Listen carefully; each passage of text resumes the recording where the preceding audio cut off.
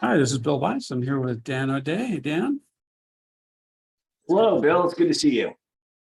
So we first met when Thomson acquired Elite, but I don't really know your history before that. So how'd you get into legal tech? How did you end up being at Elite? Well, Bill, that's true. So, yeah, I'll give you a little bit of background. So I started in the legal industry at the age of 16. I could drive a car and therefore was qualified to be a court runner for my uncle's law firm, and had various roles there, including IT manager and receptionist when at lunchtime. So I did a lot of things at that firm before going off to college, and then I was a paralegal at Paul Weiss in New York.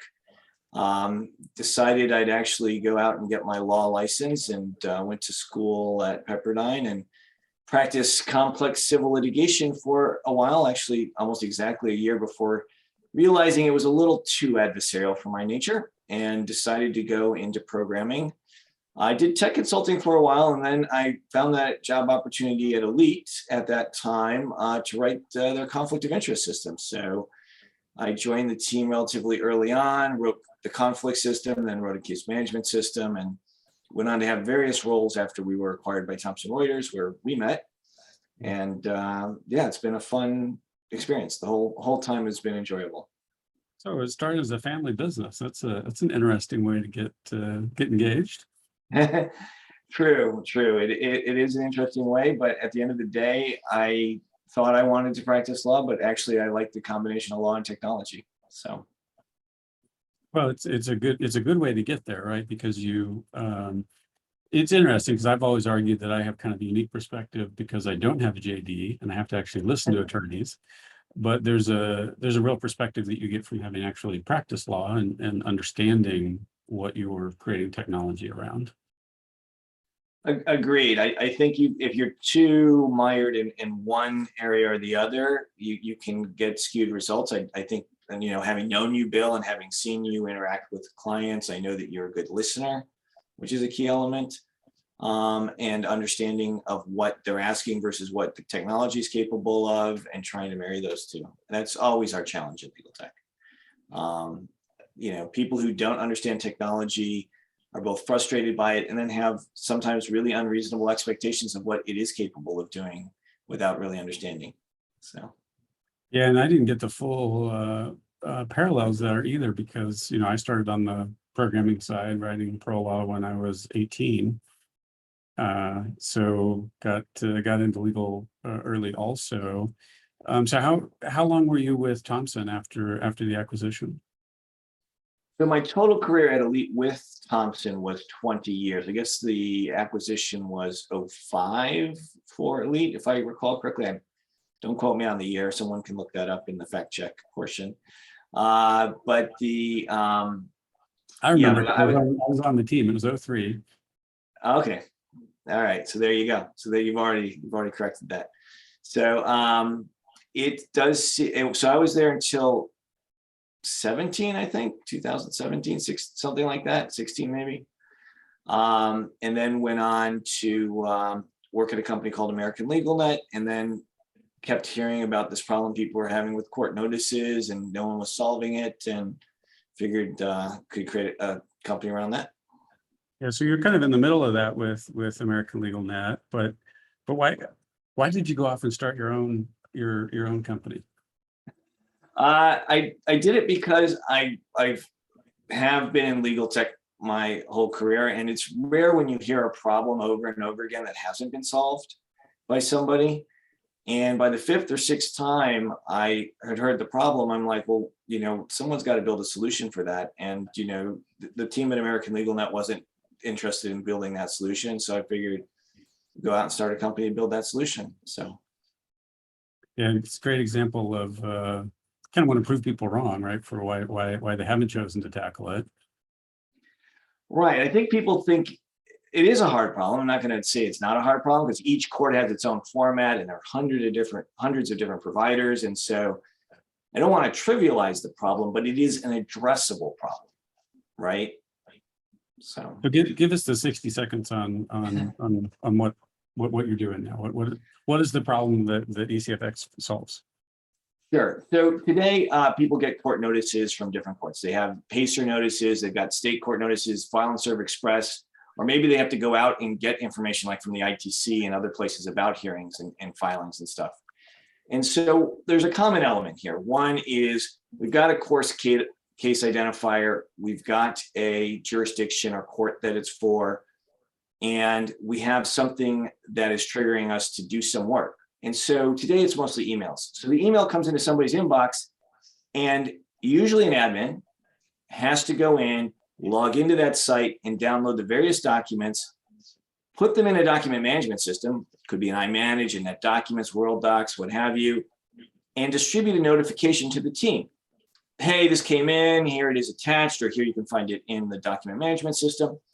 And that takes 5 to 10 minutes. It can take half an hour if there's a lot of exhibits. And we simply automate that and do that in seconds. Because it just happens over and over and over again. And the bigger the firm, It the more is, it happens. right. It's repetitive work. No one enjoys the work. It is mundane. Sometimes it's someone's full-time or several people's full-time job to do this work. And we simply automate it. And I got to tell you, people are really, really happy. No one has lost a job yet, and everyone who's used it has been very happy. So it's worked out very well for everyone. Yeah, and if you miss one, you've got a real problem too. Very true. So the other thing we do is, because we can take everything globally that comes in the Exchange server, as opposed to adding up an email address to everything, we just look, hey, it comes into Exchange, we're going to look for it, and we find it, we're going to process it. Mm-hmm. Yeah, that's awesome. And you've gotten a lot of great clients signed up that are excited about what you're doing. So, congrats to you. That's the goal, right? That's the goal for both of us, and I think you've done a fantastic job as well. And we're a relatively young company. At 3 year, we just celebrated our 3rd birthday as a company and our 2nd anniversary as a product in the market. So 2 years on, and to have the client base we do feels really good. Feels nice. Yeah. So yeah, are you still writing code? No, they don't let me do that anymore.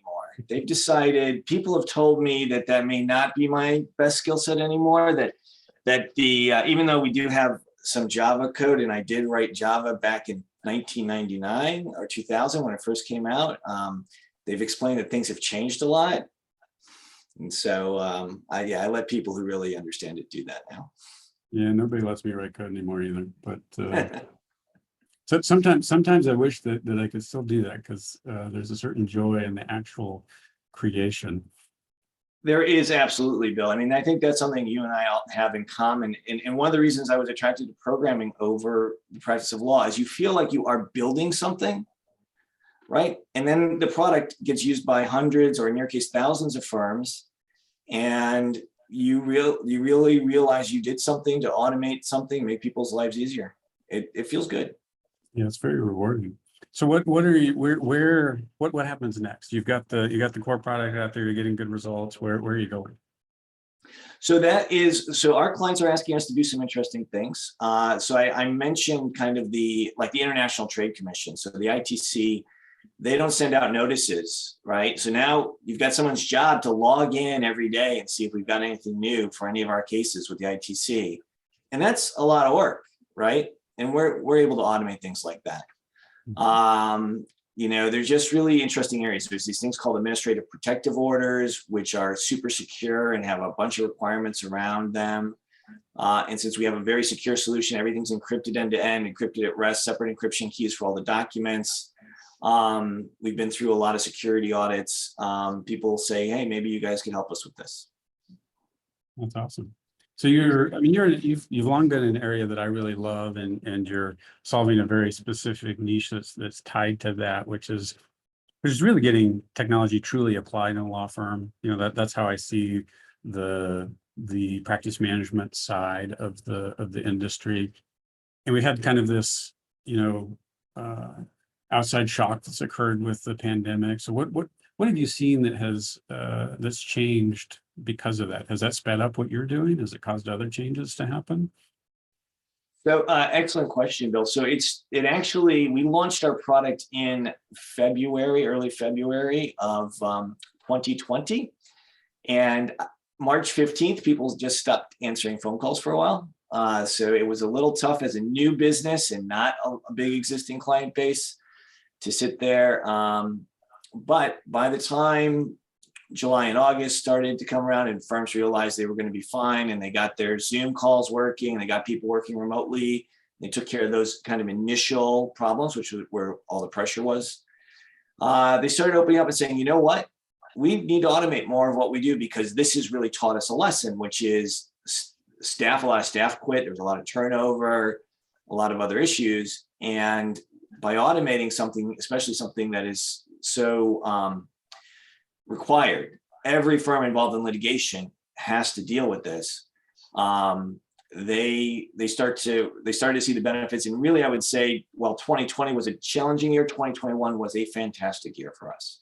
So Yeah, that's good to hear. And it feels like you fit into this sort of larger trend of technology of attorneys that really want to put technology to work.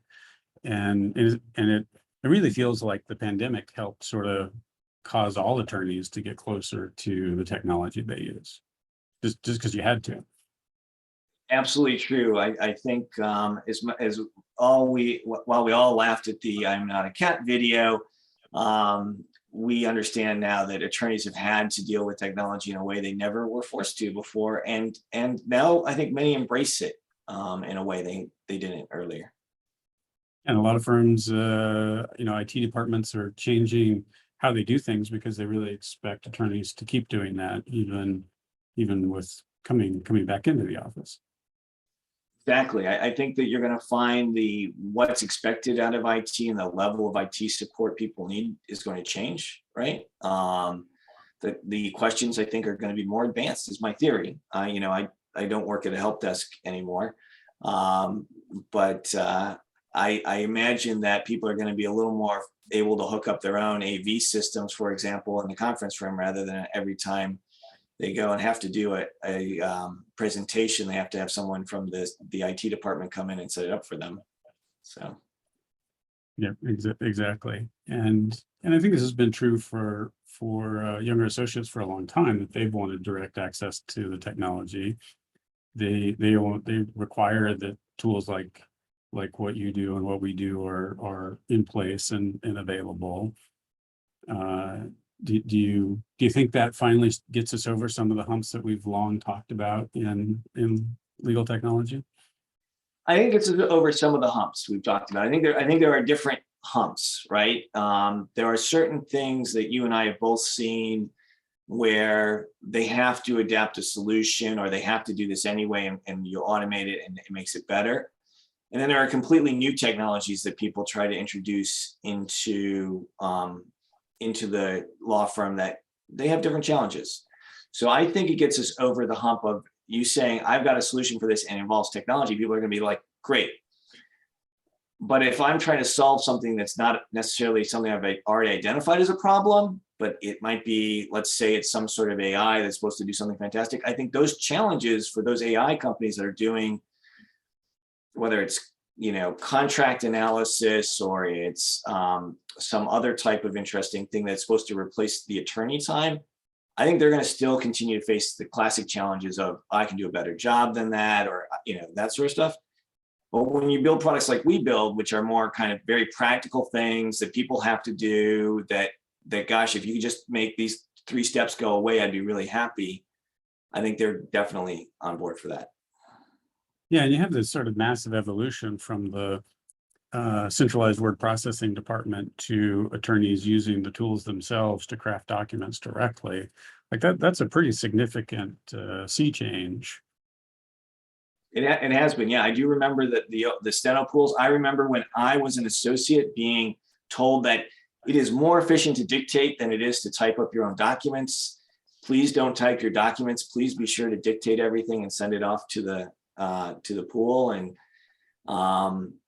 that was tough. It was actually tough for me to learn to do that. And then, of course, I only practiced for so long. And then learn to undo it pretty quickly. Right. You can't imagine saying that to an associate today. They'd just leave and go to a different firm that actually let them do their work. I don't know that there are dictation. There might be software for dictation out there still, and there's definitely a lot of text to speech out there. So maybe some people are using those tools. If you were to do it today, I think you would try to use those tools. But yeah, it is interesting how things have changed in the past few years. Well, 20 years to be fair. Yeah, what I'm really thinking about is the attorney's direct access to the tools and the information. You know, the day of needing to call up accounting to get information, or call administration in order to find what you need in order to talk to a client, or to be able to manipulate a document. We're in a new era now where it's a much more direct tactile experience for attorneys. Completely agree with that, Bill. I mean, we're in the age of the dashboards and the BI tools and other things that partners want to be on when they're on the phone and they get a question and it's related to something with that client relationship. They want to have the answer at their fingertips. Do you see anything coming down the pike in the next 5 to 10 years that you see really changing what's happening in legal? Oh, well, there's a lot of different things. I mean, legal tech is undergoing I guess, a renaissance in the sense of there is a huge amount of legal tech companies. I heard there are over 3,000 companies now that qualify in the legal tech space, which is, I mean, you remember when there was 20 maybe, right? So it is crazy. There's a lot of innovation going out there, a lot of stuff in various spaces that are interesting. I do think that I am hopeful and cautiously optimistic that someone will make some breakthroughs around some of these fundamental access to justice issues that we still suffer. But I don't know that I would bet on that. I can certainly say we're going to see, obviously, contract automation. We're going to see a lot of things that are done manually. New business intake be automated more, right? And we're starting to see that on smaller firms. I think you will see that in the larger firms. So the kind of various classic client lifecycle management stuff being automated. Those are some pretty obvious predictions. I'd be interested in Bill and your take. You've always got some insight into the future, and I've always been interested in your thoughts on where the industry is going.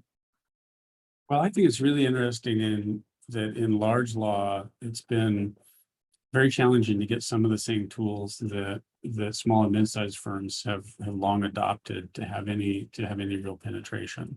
So, I've spent a ton of time in workflow. It's what I'm doing now, and you see a lot of adoption around sort of core processes that just always have to happen. It's kind of similar to exactly the problem that you solve. That's very real and time consuming, but it doesn't really get to the core of the lawyering part of the actual practice of law. And that's the frontier that I think is really interesting is when you get technology applied to that. And we've always had this sort of core issue of, well, anything that saves time isn't necessarily great for the business model. Yes. But we've had some, changes in pressure there that I think change that equation some too. Bill, you have an excellent insight, and you're right. I do think there is some opportunity there, but it's going to really depend on the firm. I have found that trying to fight the billable hour with technology solutions and offering them, say, oh, you just bill a fixed fee for this, it has been not a great product proposition. So, I personally don't bet on products that model themselves off of reducing billable hours. I do think that checking things, risk management elements, making sure that the attorney hasn't made a mistake, those are things that attorneys are always worried about. And I think you'll see more and more of those tools be successful. The true real efficiency tools will only be successful in the sense of, let's say that you're a large firm and you do a lot of employment law. I've seen some of them automate some aspects of that employment where they can move to a fixed fee model for that work. So if this work can be done on a fixed fee basis, automation is perfect for it. If it's something that we would never consider going fixed fee on, you're better off with like risk tools and checking tools and things to make sure that that hourly work is done really well and has no mistakes in it. Yeah, it's interesting. Do you think that so there's been such a movement to outsourcing over the last 20 years, and a lot of business that was law firms that now isn't, that, you know, associates were charging out at $400 an hour 10, 15 years ago, hour after hour, and that business doesn't really exist anymore. So has there been any learning that's occurred from that shift that says we don't want to lose any more of that business? Well, I think if you look at the AmLaw 200 or certainly the AmLaw 100, they have all made conscious decisions to stick to the more profitable work, and they go and they just find and try to grab more of that high profit margin work. And that is an interesting thing. The reality is that law firms at all sizes have margins that are often in the 30 or 40th percentile in terms of the revenue, right? So it's a huge amount of margin. And the businesses that are eating their lunches are used to smaller, more manageable, 10, 20% margins, and lower paying employees, lower skilled employees, all these other elements, which the large firms are usually not in a position to try to replicate. And when they do look at it, the model, and they replicate it and they say, okay, we're going to have this business here at a 10 or 20% margin, but the majority, and that means that and the rest of the business is at a 40 or 50% margin. And that means this to you, Mr. Partner. They often go, okay, that's not so interesting anymore. I think that's a great insight, and you can't argue with the results from. I mean, last year's the most profitable year for law firms, large law on record, law in general, and so the result of the pandemic was to reduce expenses, increase work, and therefore drive just an incredible explosion in profits. Yeah, absolutely. And you've seen an explosion in the compensation to lower end of in terms of the associates, in terms of the staff, all of whom have become more expensive and harder to find, which makes tools that automate some of the more mundane stuff very attractive, right? Because they want to focus on these high valuable billable work. There's a ton of M&A work out there. Litigation's making a comeback. They're all very busy. So here you are really, really busy doing something really, really profitable. And if someone tries to come in and tell you, well, here's something that will make you less busy and less profitable, that's a tough sell. So yeah, and I agree completely with that. It's never been attractive, and it's not going to be.